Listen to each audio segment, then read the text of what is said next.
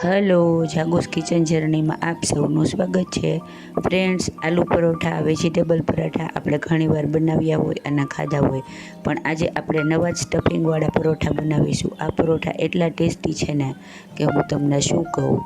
તો ચાલો શરૂ કરીએ. સૌથી પહેલાં 2 કપ ઘઉંનો લોટ લેશું. પહેલાં આપણે વાટકી કે કપનું માપ સેટ કરી લેવું. આ રોટલીનો લોટ આપણે લઈએ છીએ તે જ છે. ત્યારબાદ અડધો કપ રવો લેવો. હવે 1/2 કપ ચણાનો લોટ લેશું.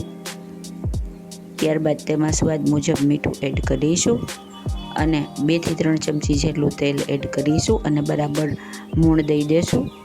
સરસ રીતે મિક્સ કરી દેશું જેથી બધામાં તેલ સરસ રીતે લાગી જાય.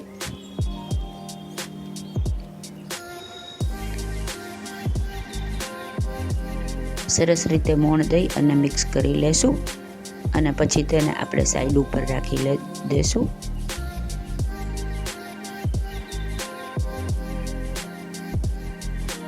જુઓ, આપણો લોટ રેડી થઈ ગયો છે. હવે આપણે એક દૂધી લેશું. આ દૂધી વજનમાં આશરે 300 ગ્રામ જેટલી છે. તેને ધોઈ અને છોલી લેશું અને ત્યારબાદ ચીઝની ખમણી આવે ને જે ઝીણા સારવાળી તેનાથી આપણે છીણી લેશું. ફ્રેન્ડ, એકદમ ઝીણા સારવાળી ખમણીથી આપણે તેને છીલવાની છે અને તેનું છીણ કરવાનું છે. હવે આપણે તેને આવી રીતે પ્રેસ કરી અને તેનું પાણી નિતારી લેશું. એકદમ પ્રેસ કરી દેવાનું છે, સેજે પાણી રહેવા દેવાનું નથી, કેમ કે દૂધીમાંથી ખૂબ જ પાણી છૂટે છે. હવે આપણે પાણી કાઢી લીધું છે અને તે એક વાટકીમાં રાખી દીધું છે. હવે આપણે જે પાણી નિતારેલું હતું તે પાણી પહેલાં નાખીશું અને દૂધીના પાણીથી આપણે લોટને બાંધીશું.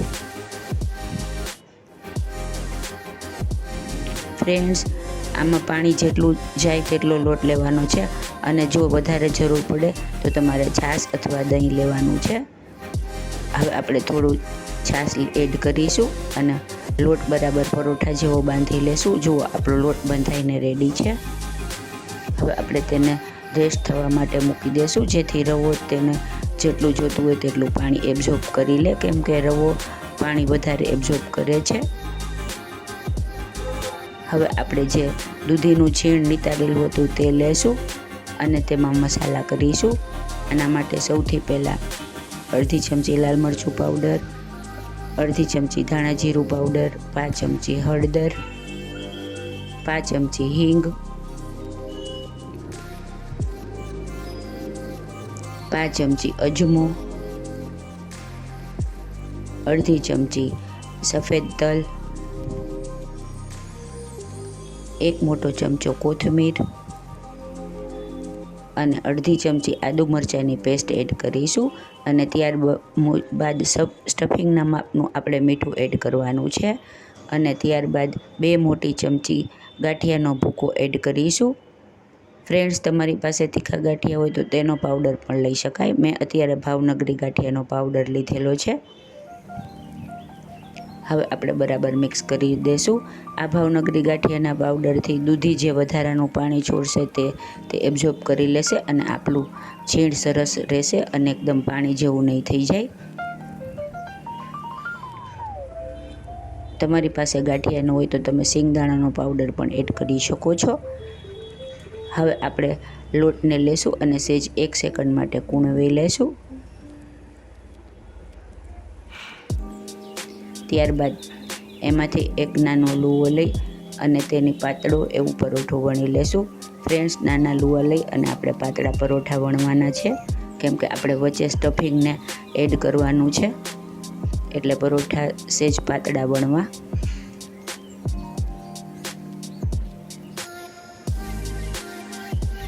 ફ્રેન્ડ્સ, જો તમે મારી ચેનલ પર નવા હો તો મારી ચેનલને સબસ્ક્રાઈબ જરૂરથી કરજો અને બાજુમાં રહેલ ઘંટડી દબાવી દેજો જેથી મારી નવી રેસીપીનું નોટિફિકેશન સૌથી પહેલાં તમને મળે.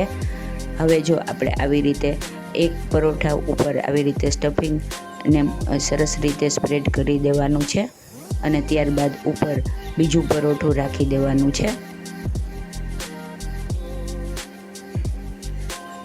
જો આવી રીતે બીજું પરોઠું રાખી સેજ પ્રેસ કરી અને 2 વેલણ આવી રીતે લગાડી દેવાના જેથી આપણું સ્ટફિંગ સરસ રીતે સેટ થઈ જાય.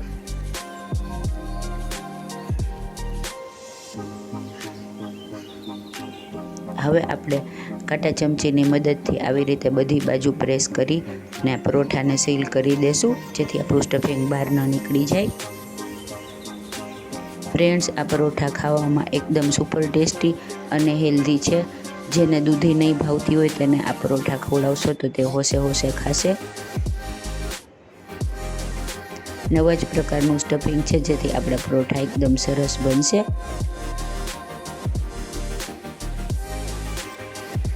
અને વચ્ચે આવી રીતે કાંટાની મદદથી હોલ પાડી દેવા, જેથી પરોઠું ફૂલાય અને નીકળી ન જાય. આવી રીતે આપણે બધા પરોઠાને રેડી કરી લઈશું.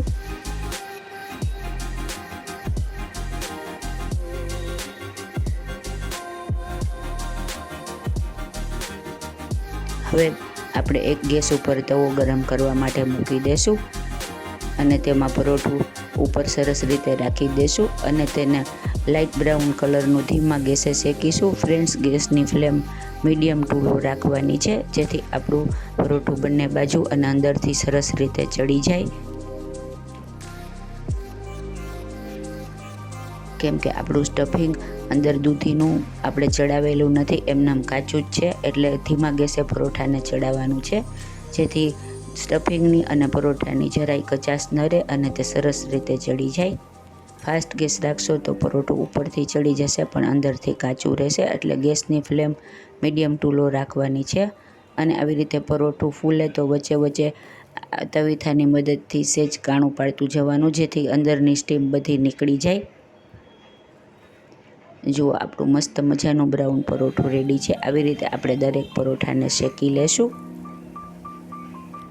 ફ્રેન્ડ્સ, આ લીલી ચટણી સાથે, સોસ સાથે અથવા તો દહીં સાથે ખૂબ જ સરસ લાગે છે. હવે આપણે તેને સર્વ કરીશું. ફ્રેન્ડ્સ, આટલા માપમાંથી 12 જેટલા પરોઠા રેડી થાય છે.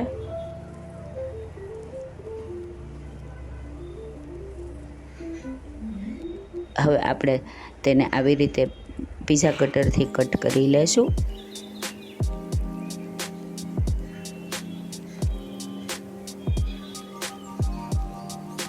ફ્રેન્ડ્સ, જો તમને મારી રેસીપી ગમતી હોય તો તેને વધુમાં વધુ શેર કરી મને સપોર્ટ કરજો. અને મારી રેસીપી તમને કેવી લાગે છે તે મને કોમેન્ટ બોક્સમાં જરૂરથી જણાવજો. હવે આપણે તેને સર્વ કરીશું.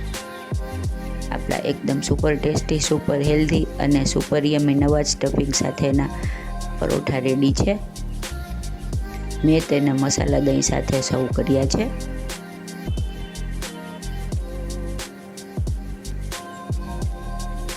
છે ને એકદમ જોરદાર, ખાવામાં એટલા જ મજેદાર છે. જુઓ, હવે આપણે જોઈ લઈશું. જુઓ, અંદરથી તેનું સ્ટફિંગ એકદમ સરસ રીતે સેટ થઈ ગયું છે અને ચડી ગયું છે. જોતાં જ મોઢામાં પાણી આવી જાય અને ખાવાનું મન થઈ જાય એવા આપણા લોકી પરોઠા રેડી છે. ફ્રેન્ડ્સ, જો તમને મારી રેસીપી પસંદ આવી હોય તો મારી ચેનલને લાઇક, શેર અને સબસ્ક્રાઈબ જરૂરથી કરજો. ધન્યવાદ.